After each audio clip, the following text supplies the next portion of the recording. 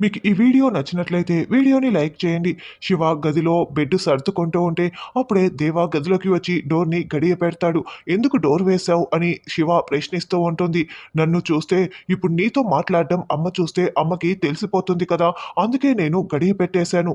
నేను మారానని అమ్మ అనుకుంటూ ఉంది. ఇప్పుడు నేను మారలేదని అమ్మకి తెలియకూడదు కదా! నేను అమ్మ కాళ్ళపై పడ్డాను. అమ్మ నన్ను క్షమించేసింది" అని దేవా అంటే, "నువ్వు ఎప్పటికీ మారవని నాకు తెలుసు. కానీ పెద్దమ్మకి తెలీదు కదా!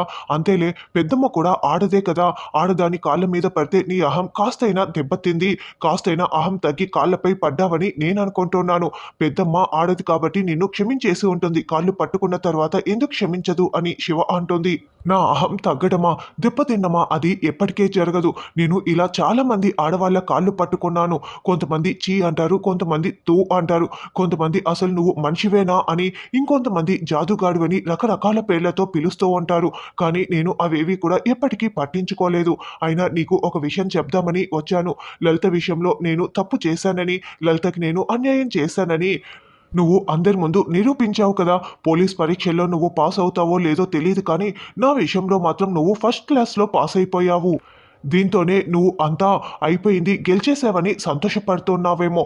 ఇండ్లలగ్గానే పండగ కాదు. ముందు ముందు చాలా ఉంది. నువ్వు అస్సలు గెలవలేదు. ఎందుకంటే జరిగిన నీ పెళ్లి, నా పెళ్ళే ఇందుకు సాక్ష్యం. ఎందుకంటే నెల్లూరుకి నువ్వు గంగని వేసుకొని లలిత కోసం వెళ్ళావు. నువ్వు గంగని తీసుకొని వెళ్ళేసరికి నీకు గంగకు మధ్య ఏదో సంబంధం ఉందని విజయ్ గాడు నోరు జారాడు. దాంతో గంగని పొర్లించి పొర్లించి ఆ గంగగాడు కొట్టాడు.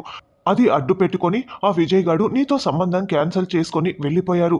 తర్వాత ప్రదీప్ నీ మెల్లో తాళి కట్టాలనుకుంటే నీకు తెలివి చాలా ఎక్కువ కదా! చావు అంచుల వరకు వెళ్ళి ఆ పెళ్ళిని కూడా క్యాన్సల్ చేసుకున్నావు. కానీ విధిరాత అంటూ ఒకటి ఉంటుంది కదా! అమ్మ గంగ చేత నీ మెల్లో తాళి కట్టించింది. ఇది నువ్వు ఎప్పటికీ ఊహించి ఉండవు. ఇలాగే ఊహించింది జరుగుతూ ఉంటుంది. ఇక నా పెళ్ళి అంటావా?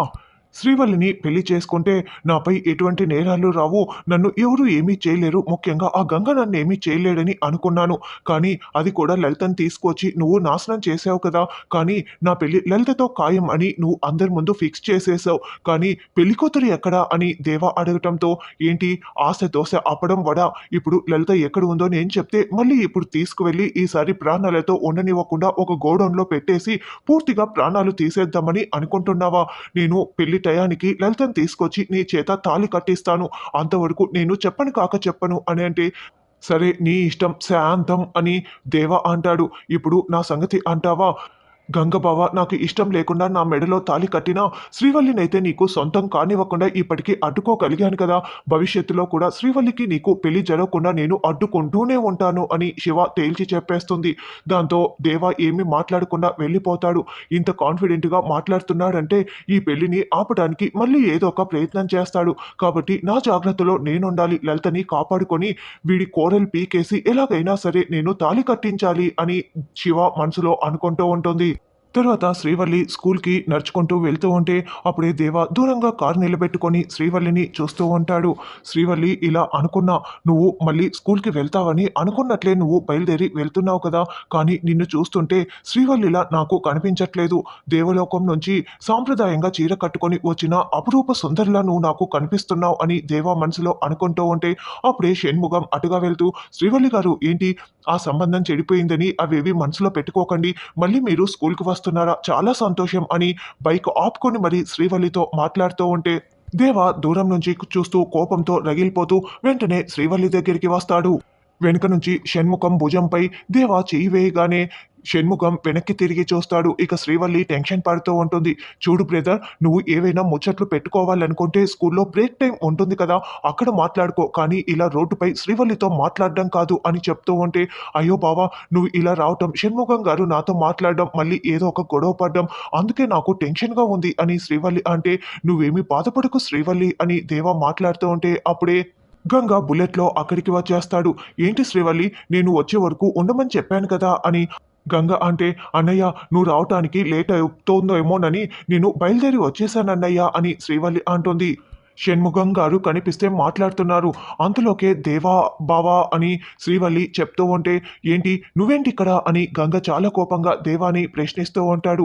ఏమి లేదు గంగ బావా, ఇప్పుడు నాకు లలితకి సంబంధం కుదిరిపోయింది కదా, నేను లలితను చేసుకుంటాను, అలాగే శివని మీ ఇంటికి కాపురానికి పంపించాలి కదా, ఈరోజు చాలా మంచి రోజంతా, సాయంత్రం తీసుకొస్తానని శ్రీవల్లి కనపడితే ఒక మాట చెప్తామని ఇలా వచ్చాను అంతేనని దేవా కవర్ చేస్తూ ఉంటాడు.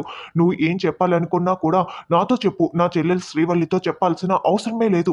చూడు షణ్ముగం, నువ్వు ఏదైనా శ్రీవల్లితో మాట్లాడాలనుకుంటే మా ఇంటికి వచ్చేసి మాట్లాడు, లేదంటే స్కూల్లో ఏదైనా మాట్లాడు, అంతేకాని ఇలా రోడ్డు మీద అసలు మాట్లాడకు అని చెప్పటంతో అలాగేనని షణ్ముగం అంటాడు. ఎందుకు బావా నీకు నాపై అంత కోపం? ఎంతైనా శ్రీవల్లి నా మరదలే కదా, నేను పెళ్లి చేసుకోవాలనుకున్నాను, నేను తప్పు చేశాను, కానీ మన మధ్య బంధుత్వం ఉంది కదా, అవన్నీ మనసులో పెట్టుకోకుండా మునుపట్ల మామూలుగా ఉండొచ్చు కదా అని దేవా అంటాడు. నువ్వు మీ చెల్లిని పంపిస్తానని చెప్పటం కాదు, ముందు తీసుకొచ్చి ఇంటి దగ్గర వదిలేసి శ్రీవల్లి రా వెళ్దాం అని గంగ శ్రీవల్లిని తీసుకొని వెళ్ళిపోతాడు.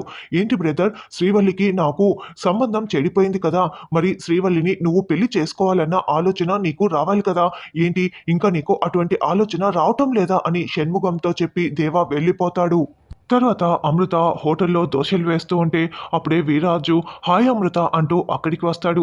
ఏంటి బావా ఇలా వచ్చావు అని అంటే, నీ దోశ ఇటుగా వెళ్తుంటే గుప్పుమని వాసన కొట్టింది, తినడానికి వచ్చాను అని, నీ దోశల గురించి అందరూ కథలు కథలుగా ఎంత బాగుందో అని ఎలా చెప్పుకుంటున్నారో తెలుసా అని వీరాజు అంటాడు. అయితే నేను ఫ్రీగా ఇవ్వను అని అంటే, నాకు కూడా ఫ్రీగా అవసరం లేదు, నేను డబ్బులు ఇచ్చే తింటాను అని వీరాజు అంటాడు. అబ్బా నువ్వు మరీ ఎక్కువగా పొగుడుతున్నావు బావా అని అమృత అంటే, కాదు నేను చేతల్లో చెప్తున్నాను అని వీరాజు అంటాడు. అయితే వేయి చూద్దాం అని దోశ వేయమని చెప్తుంది. అప్పుడు సరిగ్గా వేయలేకపోతూ ఉంటే, అలా కాదు బావా ఎలా వేయాలి అని వీర్రాజు చేయిని పట్టుకొని అమృత దోశ వేయిస్తూ ఉంటే ఇద్దరు ఒకరిని ఒకరు చూసుకుంటూ ఉంటారు. అబ్బా అమృత, నువ్వు ఇలా నాతో దోశ వేయిస్తూ ఉంటే నా ప్రాణం కాలిపోతోంది అని అంటే, సరే రా బావా ఇదిగో దోశ తిను అని అమృత చాలా ప్రేమగా వీర్రాజుకి దోశ పెడుతుంది. నువ్వు ఇలా మాట్లాడుతుంటే ఎంత బాగుందో అని వీర్రాజు అమృతపై ప్రేమ చూపిస్తూ ఉంటే అమృత కూడా వీర్రాజుపై ప్రేమ చూపిస్తూ దోశ తినేసి డబ్బులు ఇచ్చేసి వెళ్తాడు. తరువాత తిరుపతి బట్టలన్నీ బ్యాగ్లో సర్దుతూ ఉంటే, పెద్దమ్మ పెదనాన్నకు తెలియకుండా నువ్వు ఇన్ని చీరలు ఎప్పుడు కొన్నావు అని శివ ప్రశ్నిస్తూ ఉంటే, ఇవి నా కోసం కాదు అని తిరుపతి చెప్తుంది. ఓ, ఈ ఇంటికి వచ్చే కోడల కోసం కొన్నావా అని శివ అంటే, నీకు ఇంకా అర్థం కాకపోతే ఎలా, ఇవన్నీ నీకోసమే, ఈ చీరలన్నీ పెట్టేది కూడా నీ బ్యాగులో పెడుతున్నాను, ఈరోజు నువ్వు గంగ ఇంటికి కాపురానికి వెళ్ళాలి కదా, అయినా 16 రోజులు అయిపోయినా నువ్వు ఇలా లంగా ఓణీలు వేసుకొని తిరుగుతూ ఉంటే, నీకు ఇష్టం లేక గంగపై ఇష్టం లేక ఇలా తిరుగుతున్నావని నేను అందరికీ చెప్పలేకపోతున్నాను. ఇక రోజుకొక చీర నువ్వు కట్టుకోవాలి, అంతేకాకుండా 16 రోజులు అయిపోయింది కాబట్టి ఈ తాళిని తీసివేయాలి, నల్ల పూసల పండుగ జరిపించాలి అని తిరుపతి చెప్పటంతో, ఏంటి ఈ తాళిని తీసివేయాలా అని శివ అంటుంది. అదే నల్ల పూసలు ఎక్కించేటప్పుడు పెళ్లి రోజు కట్టిన ఆ పసుపు కొమ్ముని తీసేసి తాళి గుచ్చి నీ మెల్లో వేస్తారు అని తిరుపతి వివరంగా చెప్తుంది. సరే కానీ నీ మొగుడింటికి వెళ్ళిన తర్వాత మాటి మాటికి అది మర్చిపోయాను ఇది మర్చిపోయాను అని ఇక్కడికి రాకు అని అంటే, అబ్బా ఏంటి పెద్దమ్మ, నీ మొగుడు అని మాట్లాడకు, నాకు ఏదోలా ఉంది అని శివ అంటే, అవును అత్తలేని ఇంటికి నువ్వు సంసారం చేయటానికి వెళ్తున్నావు, నువ్వు ఎలా నెగ్గుకు వస్తావో ఏంటో, ఇక నుంచి నీ మొగుడిండ్లు అనక ఇంకేమంటారు అని తిరుపతి అంటే, అయితే రోజుకొక చీర కట్టుకోవాలనమాట అని శివ కూడా నవ్వుతూ మాట్లాడుతూ ఉంటుంది. ఏంటక్కా ఈరోజు అరగంట ముందుగానే వచ్చావు అని అమృత శ్రీవల్లిని ప్రశ్నిస్తూ ఉంటుంది. ఈరోజు శివ వాళ్ళు వస్తున్నారు కదా, అందుకే ముందుగా వచ్చేసాను, వాళ్ళకంటే ముందుగా ఇంటికి రావాలని అని శ్రీవల్లి చెప్తుంది. అయ్యో వాళ్ళు ఏదో చెప్తారులేమ్మా అని గంగ అంటే, పంచాయతీలో తీర్పు ఇచ్చిన తర్వాత మాట తప్పరన్నయ్యా అని శ్రీవల్లి చెప్తుంటే, అప్పుడే శివ వాళ్ళు కారులో అక్కడికి వచ్చేస్తారు. కాళ్ళు కడుక్కో శివ అని శ్రీవల్లి అంటే, నేను మా ఇంటి దగ్గర కారు ఎక్కి మధ్యలో ఎక్కడా దిగలేదు, కాళ్ళు కడుక్కోని అవసరం లేదు అని శివ చెప్పడంతో, కాళ్ళు కడుక్కుంటే మంచిది, కాళ్ళు కడుక్కొని లోపలికి వస్తే ఇంకా మంచిది అని గంగ అంటే, నేను ఎన్నిసార్లు ఈ ఇంటికి రాలేదు, ఇప్పుడు ఏదో కొత్తగా మాట్లాడుతున్నావు అని శివ అంటుంది.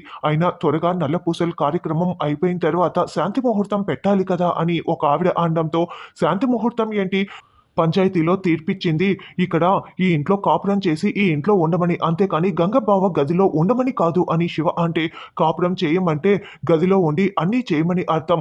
అంతేకాని ఊరికే ఇంట్లో ఉండమని అర్థం కాదు. నీకు ఎప్పుడు అర్థమవుతుందో ఏంటో ఇంకా ఇలా మాట్లాడుతున్నావు అని ఒక ఆవిడ అనడంతో, ఇది ఇలాగే మాట్లాడుతుంది. మళ్ళీ పొద్దు పోకముందే అన్ని కార్యక్రమాలు పూర్తి చేయాలి కదా! పదండి లోపలికి అని తిరుపతి అంటుంది. చూడు శివ, గంగబావతో నువ్వు మామూలుగా మాట్లాడాలి. పోట్లాడినట్లు మాట్లాడకూడదు అని దేవ అంటాడు. ఇక కుడి కాలు లోపలికి పెట్టి రా శివ అని శ్రీవల్లి చెప్పటంతో, ఈ ఇంట్లో మంచి జరగటం ఏంటో కానీ మీకైతే మంచి జరగాలని నేను కోరుకుంటాను అని శివ అంటే, ఇంకా మీ మా అన్న తేడా ఏంటి శివ, మన అని మాట్లాడాలని గంగ అనడంతో శివ ఇంకేమీ మాట్లాడకుండా కుడి కాలు లోపల పెడుతుంది.